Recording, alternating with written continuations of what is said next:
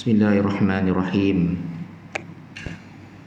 Assalamualaikum warahmatullahi wabarakatuh.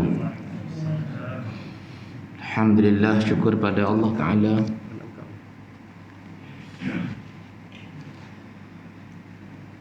Syukur pada Allah, nampaknya tuan-tuan nampak sihat ya. Alhamdulillah ya, sihat. Syukurlah ya, sihat. Ada yang sakit. Sebab sekarang ni kita semua menghadapi 3S sekarang ni lah. S yang pertama ialah susah. Ramai orang susah sekarang ni. S yang kedua ialah sedih. Ramai orang sedih. Ada yang mati suami, mati isteri, mati anak-anak, kan, mati ketika lahirkan baby, aksiden, mak meninggal, sedih lah.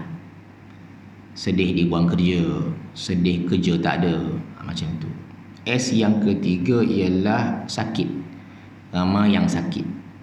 Sakit lutut, sakit kaki, sakit hati, banyak sakit, macam tu.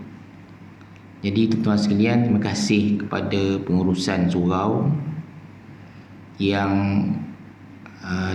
jemput saya ke surau baru ni lah. Sebelum ni saya di surau tuan-tuan juga, pergi rumah Corner Lot, tapi tak tahu kat mana Haji Wazir tu bagi tahu kat saya kat mana rumah tu. Tak ingat dah. Ini pun saya survey dua kali datang sini sebenarnya. Mana surau ni? Saya survey semalam datang. Ini datang lagi. Gunakan Haji Wazir. Jadi Haji Wazir ni dibawa tempat yang tepat lah.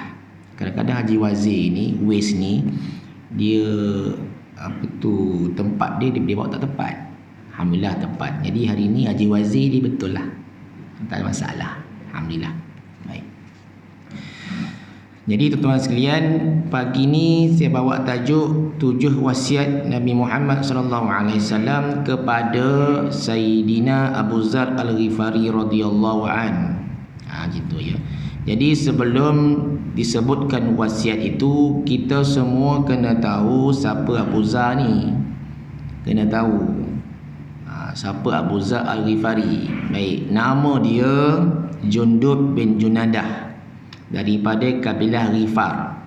Itu sebab di hujung namanya Al-Ghifari.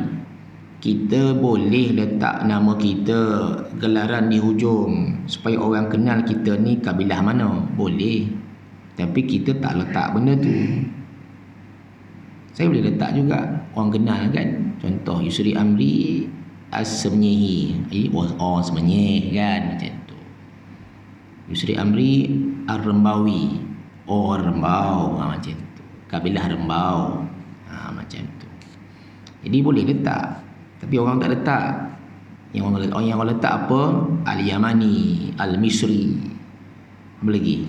Okey. Abu Dzar Ghifari ni Ghifar ni laluan daripada Mekah ke Syam, atas utara daripada Mekah. Jadi kabilah Ghifar tu kabilah yang jahat. Kabilah Ghifar ni kabilah yang jahat, kabilah yang suka pukul orang, geng 388. Dia ni itulah dia. Memang geng suka pukul orang, rompak, mencuri. Kan. Jadi Abu Dzar ni dia orang miskin, tuan-tuan sekalian. Tak ada harta pun. Dia ni menjadi ketua NGO zaman tu, iaitu ketua NGO kepada fakir miskin. Nama NGO tu NGO Pembela. Kan. Maknanya fakir miskin zaman tu kalau ada masalah akan jumpa Abu Dzar. Abu Dzar, kami ada masalah lah. Boleh tak kau tolong sampaikan kepada pemerintah? Boleh. Dia jadi NGO. Zaman tu dah ada NGO dah. Badan bukan kerajaan. Ada. Tapi tak nama lah macam nama sekarang kan. NGO kita bersepah. Duit banyak. NGO Abu Dzar tak ada duit. Mana ada duit? Tak ada donation pun. Tapi Abu Dzar ni orang miskin, membela fakir-fakir miskin. Baik. Dan dia takut kepada kekayaan bimbang. Baik. Itu Abu Dzar. Tuan-tuan, Abu Dzar ni bila dia masuk Islam, Nabi kata kepada dia, "Ya Abu Zar, kau dah Islam kan? Kau jangan bagi tahu kat orang Mekah yang kau Islam." Nabi pesan macam tu, dengarlah kan. Abu Zar kata, "Tak, ya Rasulullah, aku nak bagi tahu juga." "Jangan," kata Nabi. Kan? "Nak juga bagi tahu, aku nak bagi tahu juga." Nabi pun diamlah sebab Abu Zar excited nak bagi tahu kepada geng-geng dia dekat Mekah. Geng di Mekah tu geng 688, lagi jam, jangan main-main. Geng dia dulu geng 388. Musyrikin Mekah geng 688, geng kaki pukul juga, sama kadang-kadang. Nabi bagi tahu, bila engkau Islam ni sembunyikan dulu, relax dulu, jangan bagi tahu orang. Tuan-tuan, apa dia buat? Dia pergi ke kota Mekah. Dia bagi tahu kepada orang Mekah, aku dah Islam, aku dah Islam, aku dah Islam. Apa yang berlaku tuan sekalian? Kena pukul dengan geng 88 ni. Kena pukul. Kena bagi tahu, jangan war-warkan. Ada yang Nabi sebut tu, Nabi tahu kenapa jangan sebut. Nabi ni berdasarkan pada wahyu Allah Ta'ala, daripada hati dia. Kan, bila dia kena pukul tuan sekalian, ada sahabat Nabi ini namanya Abbas bin Abdul Muttalib, pergi leraikan, bagi tahu kepada geng yang pukul ni, "Kau tahu tak, kau pukul siapa ni?" Dia kata. "Entah," dia kata, "kami pukul lah. Kami tengok dia ni cakap Islam, kami tak puas hati, kami pukul lah." Dia ni daripada kabilah Ghifar. Kabilah Ghifar geng 388. Langsung tak jadi pukul tu. Syarif Dul punya tim power tu, yang main-main. Syarif Dul zaman Piramli dibakar rumah, lagi dahsyat. Bayangkan tuan sekalian. "Minta maaf lah Abu Zar, kami pukul kau," dia kata. "Kau nanti, kau jangan beritahu geng kau tau. Sebab geng musyrikin Mekah ni, bila dia berniaga, lalu dekat kawasan Ghifar ni, lalu dapat tahu Abu Zar kena pukul, siap lah. Minta maaf lah Abu Zar, kami tersilap pukul orang," dia kata. Okey, nampak. Tuan-tuan, geng 88 tu saya tambah je. Sekarang ni nak bagi tahu, maknanya kumpulan zaman dulu pun ada geng-geng pukul orang juga. Geng sekarang ni geng senjata. Kan polis gelarkan geng 688 kan. Macam tu. Kalau kat Rembau tu kedai restoran 368 ke apa tuan-tuan sekalian, minum kopi Cino. Kan? Tapi bukan pukul orang, satu kedai tuan-tuan sekalian. Saya malam tadi dari Rembau datang sini tuan-tuan sekalian, ada kuliah dekat Minangkabau kan, hantar orang rumah dulu balik Rembau. Saya patah balik sini tuan-tuan sekalian, sebab ada kuliah kan. Baik. Tuan-tuan, yang terakhir tuan-tuan sekalian, nak sebut pasal Abu Zar tuan-tuan sekalian. Sebelum saya sebut tujuh ni sekejap je. Dalam perang Tabuk tuan sekalian, perang Tabuk ni tuan sekalian, Nabi bagi tahu, siapa yang nak ikut perang Tabuk, bagi yang tak ada kenderaan maka jangan ikut. Ataupun kenderaan tak power, jangan ikut. Jauh Tabuk ni tuan-tuan sekalian. Tentera Tabuk ni ramai. Walaupun tak jadi perang, Nabi kata jangan ikut kalau siapa tak ada kenderaan. Abu Zar nak ikut juga. Dia pakai Azia aja. Yang lain semua 4x4. Ya, nak ikut juga. Tayar bengkak, tayar botak, tak overhaul, nak ikut. Pakai 660 turbo, kancing turbo mana boleh. Jauh. Nak pergi juga tuan sekalian. Sedangkan Nabi punya, dia punya kenderaan Nabi waktu tu kuda merah, unta merah tuan sekalian, power. Umpama harga dia 1.2 juta, Nabi punya kenderaan Nabi kan power tuan sekalian. Nabi punya kenderaan yang main-main Lamborghini tu. Kan? Maksud dia kuda merah, sahabat-sahabat Nabi semua kaya ni dibawa kenderaan-kenderaan yang bagus. Abu Zar miskin, nak pergi juga berjuang. Ikut jugalah Nabi tuan sekalian. Akhirnya apa yang berlaku? Nabi kata apa? Kenderaan tak bagus, kenderaan tak ada, yang ikut. Jauh ni pada pasir, ikut juga. Tertinggal jauh. Nampak? Tertinggal jauh, turun daripada kenderaan, tarik kenderaan. Kalau sekarang ni tolak motor, jauh ramai. Sahabat pun tengok, ya Rasulullah, kesian Abu Zar, tertinggal jauh. Nampak? Dia nak ikut juga, dia miskin, tapi jiwa Islam nak berjuang untuk agama tu tuan-tuan tinggi berbanding kita kan. Kita setakat pergi surau saja okey lah kan. Kalau surau berperang tak tahulah kan. Macam tu. Nabi kata apa? Jika Allah kehendaki kebaikan padanya, dia akan sampai. Kalau tidak, tak sampai lah, kata Nabi. Sampai dia tuan sekalian. Sampai di Tabuk. Terkejut Nabi. Sampai kau jaga Abu Zar. Sampai ya Rasulullah. Maka Nabi berkata, ya Abu Zar, kau ni kan datang bersendirian ke Tabuk. Kau akan mati besok. Di akhir hayat kau mati bersendirian.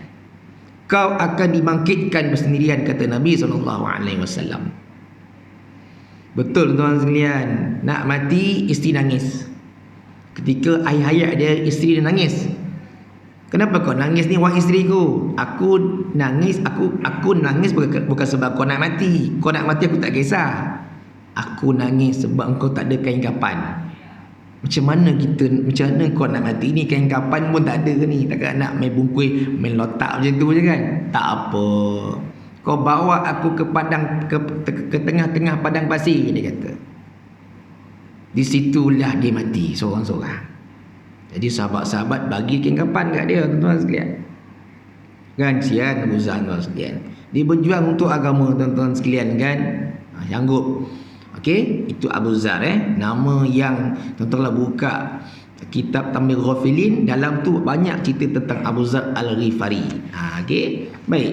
Tuan-tuan, Nabi ada bagi tahu dia wasiat, ada 7 ni tuan-tuan sekalian. Tuan-tuan boleh buat pun 7 ni. Tak buat pun tak apa, kan? Kadang-kadang kita tak boleh buat semua. Kalau tengok Nabi wasiatnya lain macam tinggi nilai dia.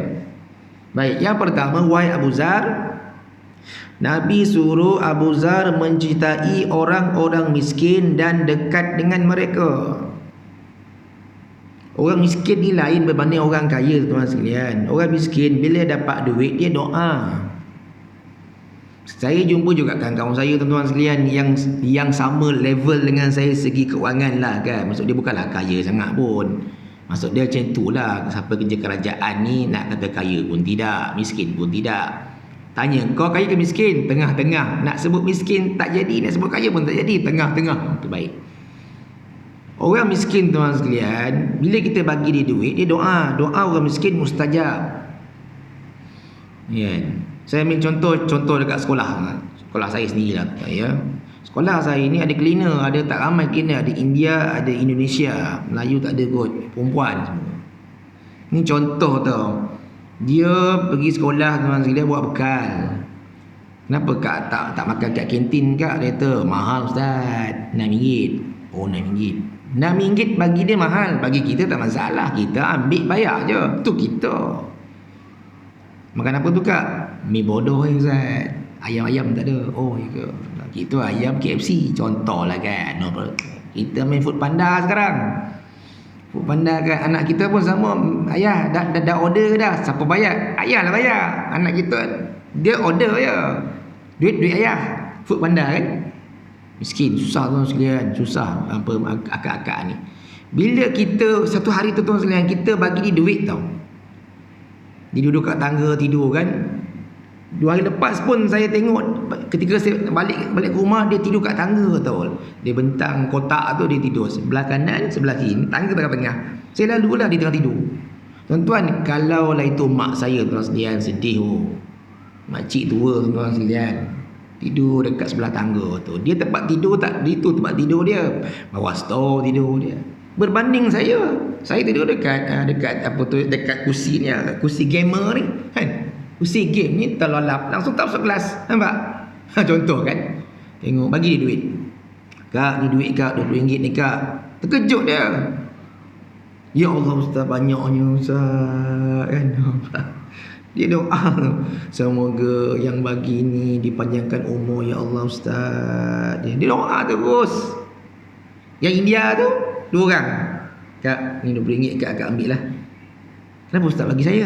Ambil je lah, nak bagi hadiah. Ya apa. Dia orang susah kan lah. Dia doa. Tuan-tuan, kalau orang miskin susah ni, dia lain macam kalau bagi dia.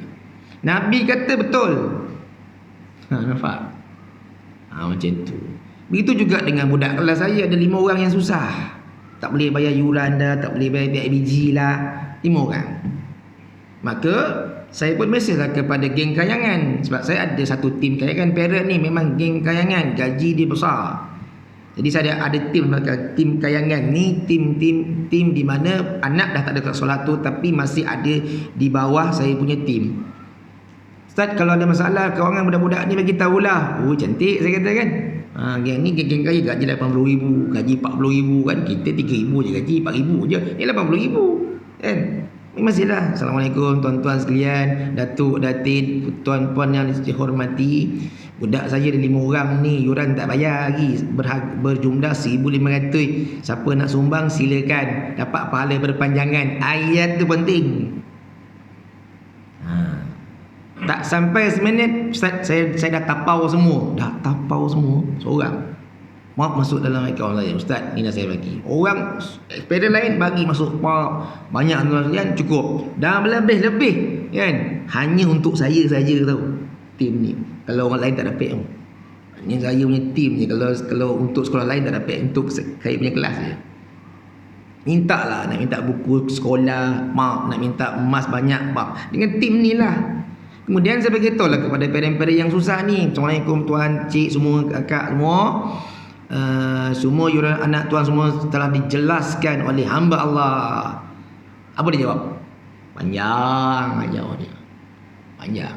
Terima kasihlah Ustaz. Sodih dengarnya ni. Siapalah yang bagi ni? Semoga panjang doa dia. Last kali, semoga Ustaz pun sama dapat barakah. Saya pun dapat, tuan-tuan sekalian. Padahal bukan saya sumbang pun. Panjang, tuan-tuan sekalian. Dia punya doa tu. Kan? Siapa yang sumbang tu Ustaz, baik hati. Memang baik hati pun, tuan-tuan sekalian. Itu sebabnya bila geng kaya beriman ni, dia senang masuk syurga bila gunakan duit untuk agama. Kan? Macam pakcik tempat saya tu, lorong saya, duit dia ada berjuta. Macam mana nak buat duit juta ni Ustaz? Saya kata, bagi saya lah. Saya kata kat dia. Sebab umur dia 84 tahun, duit banyak. Juta. Tanah dekat Kampung Baru kerajaan nak ambil. Pakcik jual tak? Pakcik tak nak jual. Walaupun kerajaan nak bagi 7 juta, 4 juta. Oh tak nak jual. Tapi pakcik ada tanah kat Mantin. Itu pun sama dia kata. Dia duit banyak. Macam inilah pakcik jual, wakafkan tanah tu untuk buat kubur boleh tak? Apa pula buat kubur pula kan? Buat kubur lah pakcik, pahala. Dia fikir betul juga kan? Dia duit banyak tuan sekalian. Kita biar macam tu. Duit bukan kita. Duit banyak. Tak tahulah apa dia buat. Kita beritahu dia, duit banyak. Jumpa dia mesti dapat 100 kan? Jumpa dia bawa Assalamualaikum, langsung ulur 100 kat kita. Apa ni cik? Ustaz ambil je lah, Ustaz punya, masuk poket. Akhirnya saya hari-hari dah jumpa dia orang sebab jumpa 100. Ui, dia tak boleh, dia tak jumpa saya je tuan-tuan, mesti nak bagi duit. Tu tak tahan tu. Kita ajak pergi belanja makan KFC, dia bayar. Pakcik saya yang bayar. Kau bayar, putus kawan. Dia kata, okey lah, tak payahlah. Dia bayar, dia memang macam tu. Duit banyak tuan sekalian. Orang duit banyak dia tak kisah punya kan. Minta je kan. Dia dekat taman saya ada seorang yang kaya tu, naik basikal. Kaya tapi naik basikal. Kan? Kenapa tak naik basikal? Naik motor. Dulu aksiden teruk dia kata malas naik basikal. Kereta lesen pun tak ada. Naik basikal lah. Jadi banyak. Habis ya, ni yang pertama. Jadi tuan-tuan, cintai orang miskin. Yang kedua, Nabi kata, wahai Abu Zar, kau lihat kepada orang yang berada di bawahmu, di bawahku kata Nabi, dan lihat orang yang di atasku, dan tidak melihat orang yang di atasku dalam pencapaian dunia. Contoh apa tuan sekalian? Kita ada kereta kancil tuan sekalian. Jangan kita compare dengan orang yang ada kereta Audi. Tak boleh. Mulalah kita bersungut. Bang kita ni bang kereta kancil je bang. Orang sekolah tu kereta Civic TS5 bang. Alah, dia tak puas hati, tak dapat kan. Dia kena compare orang yang tak ada kereta. Alhamdulillah kita ada kereta. Nampak? Ada orang tuan-tuan sekalian rumah beli, ada orang rumah sewa. Kita rumah beli setingkat menyesal. Kenapa bang kita masa masuk ke Taman Pelangi sebenarnya kita beli rumah setingkat bang? Patut 2 tingkat dulu bang. Aduh, ada orang rumah tak ada tuan sekalian. Ada orang sewa bilik je.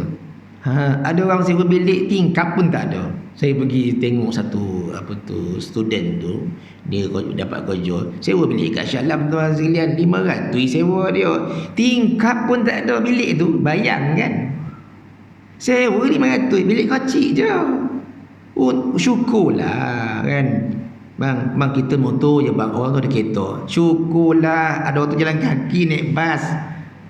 Nabi suruh kita tidak meremehkan nikmat Allah. Kan? Kalau kita membandingkan dengan orang yang atas, kita ni stres tu mikir tu, tak dapat, stres tu. Bila nak dapat tu yang jadi jam tu. Dia dapat motor 1000cc, kita pakai Honda Cup je. Stres tau, setahun stres tau. Akhirnya meninggal. Mikir macam mana nak dapat motor 1000cc ni, harga dia 58,000 ni, macam mana nak dapat ni. Poning mikir sebab dia compare dengan yang tinggi pada dia. Tapi bab akhirat, jangan tengok orang bawah, tak boleh. Tengok orang atas. Kenapa tak semayang? Lepak lah ya. Geng saya kat sekolah tu ramai tak semayang. Tak boleh. Saya tak tahu ya. Sekolah saya tu, kawan-kawan saya semua tak semayang. Semua sokok. Saya tak sokok. Walaupun tak sokok, saya semayang kodok. Ayat anak tu power, mesti ingat. Kenapa kau dapat matematik 38 ni? Ayah tak tahu. Kelas saya paling tinggi Makkah ni. Yang lain semua fail. Dia tak banding yang kawan atas tu. Nampak? Anak kita main politik juga untuk lopehkan diri dia. Jadi untuk akhirat, tengok yang atas. Tengok siapa? Tengok alim ulama, tengok nabi, tengok sahabat. Habis ya. Baik, hari ni tuan-tuan kalau kuliah subuh, kalau dah torang, saya nak berhenti. Sikit lagi nak torang dia tak kira syuruk kan. Kira torang berhenti. Situ kan. Baik, tapi ada ompek lagi ni. Ya Allah. Yang ketiga, Nabi kata, wahai Abu Zar, tolong sambung tali persaudaraan meskipun mereka berlaku kasar kepadaku. Tuan-tuan, berlaku baik pada orang yang baik dengan kita tu biasa, itu fitrah. Itu fitrah. Berbuat baik pada orang yang bermusuh dengan kita itu sunnah. Itu sunnah. Berbuat jahat kepada orang yang baik dengan kita itu berdosa. Dia baik, kita buat jahat dengan dia, itu dosa. Baik, tuan-tuan, ada orang tak suka kita, tuan sekalian. Walaupun kita ni sebaik mana pun, kita bagi salam, dia tak jawab salam sungguh. Lagi tim-tim surau kita bagi Assalamualaikum, dia tak jawab kadang-kadang tu. Tak tahu. Assalamualaikum bang. Apalah salah aku dengan dia ni lah. Aku datang, dia balik. Aku balik, dia datang. Macam mana lah. Tak ngam. Jiran pun sama. Assalamualaikum kak. Aku tak tahu. Akak apa khabar? Aku tak tahu. Ya apa hal lah. Masa pindah-pindah dulu elok dengan kita. Sekarang dah tak elok dah. Kita pun heran kan. Semenjak kita beli kereta Estima tu sekalian, langsung tak bunyi lah dah. Contoh kan, diam ya. Kita renovation dapur je, langsung diam ya. Tak sihat ke? Tak tahu. Apalah salah aku ni. Apalah salah aku kan. Ni yang Nabi suruh sambung ni. Kan? Kita pelik kalau orang yang datang surau ulang alik tu dengan kita benci, kita pun heran. Heran kita kan. Surau tuan-tuan tak adalah berlaku. Ada surau lain tu ada yang berlaku. Kadang jemaah cerita kan, kenapa tak datang surau ni? Benci dengan AJK. Oh, benci dengan AJK. Dengan AJK benci, tak suka. Kenapa tak pergi surau ni, pergi surau tempat lain? Imam tu saya tak suka ustaz. Ada berlaku dah satu surau tu. Naik imam ni langsung keluar ke tempat lain. Saya perhati betul-betul pakcik dia. Kenapa pakcik ni? Kita pun tanya dah. Kenapa pakcik keluar pakcik? Dah angkat takbir imam tu dah. Aku tak suka imam tu. Ya Allah, patut ustaz yang naik tak, ustaz pun sama ya. Aku lah kena kan. Saya tak larat kata kan, masa tu saya lotih kan. Ada imam tu naik. Imam tu naik tak ada masalah pun, tapi ada orang tak suka dia. Bayang tu sekalian. Dia baik je, tapi orang tak suka dia juga. Bayang kan? Nabi kata sambung dengan orang macam ni. Itu sunnah. Susah nak buat, susah tuan sekalian. Payah benda ni tuan sekalian nak buat. Nombor 4 tuan sekalian, banyakkan menyebut yang zikir ni orang tak sebut sebab tak popular. Apa yang popular? La ilaha illallah itu zikir yang terbaik, istighfar terbaik, subhanallah, alhamdulillah, Allahu akbar. Siapa sebut ni tuan sekalian, wala haula apa la ilaha illallah, dapat pokok kat syurga. Itu popular punya zikir, tapi zikir ni orang tak baca. Tak popular zikir ni. Ini pun tidak dibaca ketika jawab azan, pun tak baca. Hayya 'alas salah, tak baca pun. Tak jawab langsung benda ni. Nabi kata banyakkan menyebut la haula wala quwwata illa billah. Kenapa kena sebut zikir ni? Sebab kita ni tidak kuat buat amal ibadat. Kita tak kuat untuk tolak maksiat. Inilah ayat dia. Tiada daya dan upayaku melainkan dengan izin Allah. Tuan-tuan tengah azan Allahu akbar, bos panggil meeting. Tuan-tuan ingat senang kau nak keluar meeting, nak keluar sembahyang. Kadang ada bos tak bagi. Tengah-tengah meeting ni, hayya 'alas salah. Macam mana nak keluar ni? Bos garang nak mampu macam mana? Kawan saya kono. Pergi mana tu? Nak pergi kencing. Kencing ke sembahyang? Masuk balik tu. Tak berani. Ui, payah betul nak keluar. Tuan-tuan bukan senang benda ni. Susah tuan sekalian. Kita naik kereta kan tuan sekalian, nak berhenti sembahyang asar. Bini kata, "Bang, sembahyang kat rumah lah bang." Nampak? Isteri suruh. Kenapa pula? Tak selesa lah sembahyang kat masjid, dia kata. Tak selesa. Baik. Kacau daripada isteri kan. Kadang-kadang isteri, "Bang, sembahyang kat rumah lah bang." Rumah selesa sikit. Kita nak sembahyang kat masjid. Setan pun heran. Aku tak suruh apa-apa, bini nak suruh. Setan pun geleng kepala dah. Aku tak suruh pun apa-apa, bini nak suruh sembahyang kat rumah lah. Oleh kerana sayang bini, sembahyang kat rumah. Poin kat rumah. Padahal rumah jauh lagi. Anak pun sama, ayah sembahyang kat rumah lah ya. Masjid ni tu lah, tanah kotor lah, apalah, tak bawa keseluruhan kotor. Macam-macam alasan. La haula wa ya Allah, bantulah ya Allah. Ni ayat dia. Tiada upaya aku untuk buat sesuatu melainkan izin Allah, bantulah ya Allah. Tuan-tuan sekalian, payah tu nak buat ibadat ni, ada gangguan banyak tuan sekalian. Baru nak sembahyang ba'diyatan isyak kan, kawan-kawan dah mesej, kan cepat sikit ya, kita ada makan-makan percuma ni, langsung tak di sembahyang, makan percuma tak di sembahyang. La haula wala tuan sekalian. Kita tak kuat tuan sekalian. Kita ni nak istiqamah payah tuan sekalian. Tuan-tuan istiqamah lah, orang lain tak istiqamah. Yang kelima, wahai Abu Zar, berani kata kebenaran walaupun pahit. Kak, akak ni patutnya pakai tudung kak. Tak pakai tudung ni berdosa, masuk neraka. Kau siapa? Kan? Pahit. Laki aku pun tak tegur, kau tegur. Pahit. Itu pahit. Bos, kita kena meeting lepas zuhur lah bos. Siapa bos? Aku ke kau? Pahit. Susah tuan sekalian. Nampak? Pahit. Nampak? Nak tegur imam yang salah kan? Macam mana ni tuan-tuan sekalian? Macam kampung saya tuan-tuan, saya ada imam tu, imam am-am kan. Orang panggil imam tu imam am-am sebab dia kalau jadi imam, siratal ladzina am-amta alaihim, tak boleh ubah. Ayah sikit macam mana nak tegur. Orang kampung tak boleh tegur imam ni, tak boleh. Dah susah sikit orang kampung nak tegur kan. Kita ada kat belakang, macam mana lah kita nak tegur imam ni. Setiap kali semayang dia tak boleh, lidah dia mungkin dah koreh agak Siratal ladzina am-am tu, satu imam am-am tu ustaz orang kampung kan. Okeylah dia tu. Ustaz tegur lah ustaz, aku pun tak dapat tegur ni. Korang pun tak dapat tegur, apatah saya orang KL nak tegur kan. Pahit ni nak tegur ni, bukan senang. Tegur imam kampung bukan senang. Tapi tak apalah, duduk belakang macam buka Quran, tiba-tiba dia datang kat kita imam ni. Tak, Ustaz nak tanya boleh tak? Tanya apa mam? Dia kata, orang kata saya baca Fatihah ni am-am. Ya ke? Saya kata kan, ya ke? Itulah orang kampung panggil saya imam am-am. Cuba imam baca, saya kata. Nampak? Oh, logo kita kan. Dia jumpa kita kan tu, oh logo. Cuba imam baca. Itulah saya baca macam betul. Cuba imam baca, saya nak dengar, saya kata kan. Imam baca siratal ladzi, siratal ladzina am-am. Bukan am-am tu apa dia? Itu nak makan am-am tu. Oh, tu apa benda An'am, am. Payah ni mam. Itulah saya nak botolkan payah. Orang kampung dah pantai saya dah. Sinilah, cuba start baca. Bacalah tuan-tuan, kita ni berbunga-bunga sebab apa dia jumpa kita, bukan kita jumpa dia. Allah Ta'ala nak tunjukkan macam mana nak teguh. Macam ni mam. Ikut saya boleh? Boleh. Dengan siratal ladzina am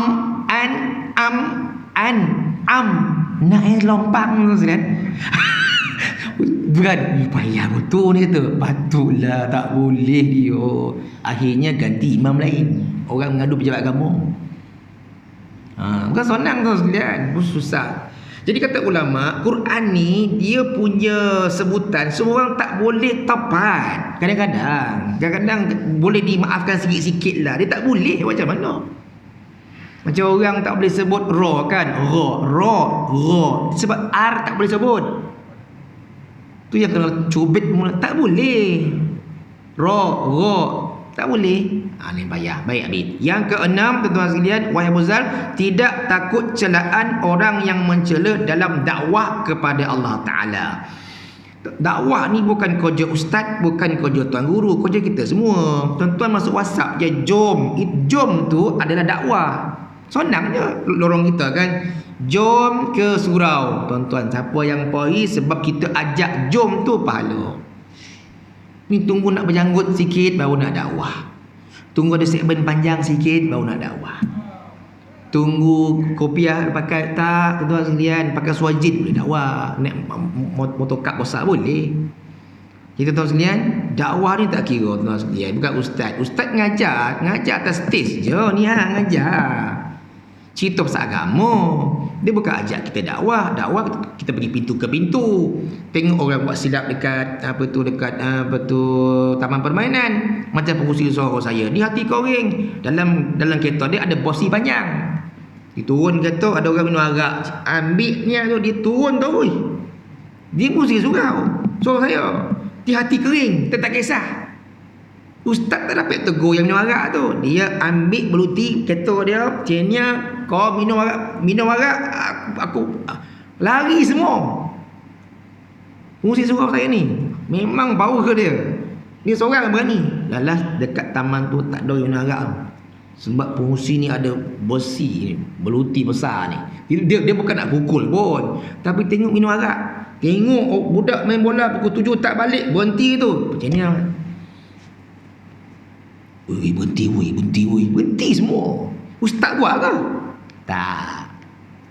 Besar fungsi surau peranan tu sebab taman tu dia punya lah. Sebab dia bos besar. Surau tu kira merangkumi semua. Bila AJK semua imam semua tak buat, dia lah buat. Dakwah dia kan. Tapi cara pakai bosi besar kan. Sebenarnya tak kalau sabit tu. Kalau sabit lagi lah. Dah tak ada orang minum arak dah. Tak berani. Mana boleh minum arak dekat kawasan umum. Tak boleh. Kita tengok orang dating pun kena. Nak kahwin, buat IC kan? Ambil IC. Tolonglah cik, kau pergi jumpa ustaz. IC ni saya bagi kat ustaz. Pergi saya. Apa ni cik? Ni ustaz, budak yang nak kahwin. Tolonglah ustaz, saya tak buat lagi lah. Siapa tangkap tu? Bukan saya yang tangkap, dia yang tangkap. Ambil IC lagi. Salah ambil IC orang kan. Dakwah dia tu supaya jangan buat benda maksiat. Ketika tangkap tu, waktu tu Malaysia dilanda jerebu yang teruk. Kau lah punca jerebu ni buat maksiat, kata orang tangkap tu. Minta maaf cik, tulang kau ni tengoklah jerebu tu teruk. Dah lah jerebu kau buat maksiat lagi. Hai, kata kan. Nampak? Kasar kat cara dakwah.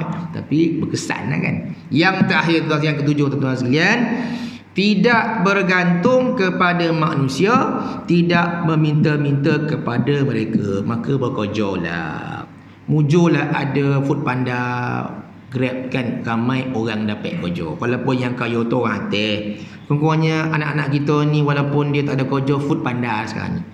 yang ada ijazah, yang ada diploma, tak ada kerja, Foodpanda alhamdulillah. Tidak bergantung. Saya tengok kan kadang-kadang dia orang makan dekat longkang, tengok lah sian. Tapi dia berjuang dapat duit. Geng-geng Foodpanda yang warna hijau, food grab, bawa motor, kadang-kadang hujan lobek, berpaneh-paneh.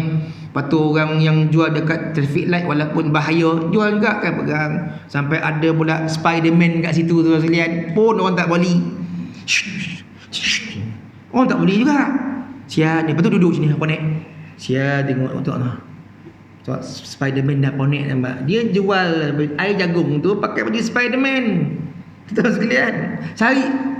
Dia tak meminta-minta kat orang. Betul tak?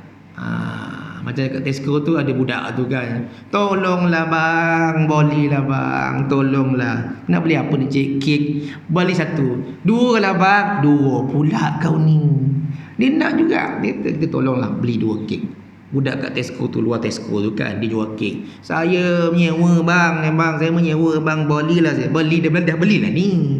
Beli 2. Besok datang balik, bang tak pakai sama ya. Belilah bang, semalam dah beli dah. Beli lagi bang. Tak dapat saya kata. Maknanya dia sungguh buy kapet minum dekat peseri mamak sekalian. Kita tengok dia. Akik tangan dia. Akik tangan bukan nak boli, langsung jumpa, mau beli kapet ke? La ilaha illallah. Tengok dia sungguh-sungguh. Okey, cuma orang yang jahat inilah menjahanamkan orang lain, iaitu ambil duit orang dengan cara batil, scammer. Ini semua jam. Ini yang saya sedih tengok orang kita semua kesian tengok duit hilang begitu aja. Jadi baru ni kawan saya hilang 8,000 kan, ditawarkan kereta 4x4 8,000. Transfer terus, percaya hilang duit. Kenapa kau transfer? Murah ustaz. Kereta 4x4 8,000. Kau ni percaya pun nak, kenapa hilang duit ustaz? Tak apalah, saya redha lah duit hilang. Memang kalau kau redha. Kau tahu tak orang sekarang ni banyak menipu tu lah. Saya transfer, orang tu nak sangat duit sebab kereta tu dah ada dalam gambar. Gambar mana kau tengok? Facebook. Janganlah percaya saya kata sekarang ni, tuan-tuan sekalian. Ambil di orang. Kawan saya transfer ke akaun mana tak, beli kain 6,000 habis tu bang. Kain pun tak ada. Orang telefon saja tuan sekalian, saya terus tokan tak angkit. Rumah saya suka angkit, janganlah angkit dia suka. Assalamualaikum, siapa yo? Igor Ramil. Saya tak. 088838 pap. Lain macamnya terus. Tak ada. Encik ada hutang di public bank. Silap lah ni. Ni nak duit. LHTN cik, panggil cik bayar. LHTN pula. Macam-macam nak ambil duit orang ni. Batil. Pernah sekali tu saya dah marah, saya maki orang tu. Ya cik, ya. Dah marah. Kau ni kan jangan buat macam ni, saya kata. Kau kena beriman dengan hari akhirat. Dah kena ceramah lah pula. Kan? Okey. Tak cik. Saya akan bertaubat cik. Kau taubat lah, jangan buat macam ni, saya kata. Jual burger lah, saya kata. Jangan menipu macam ni. Okey.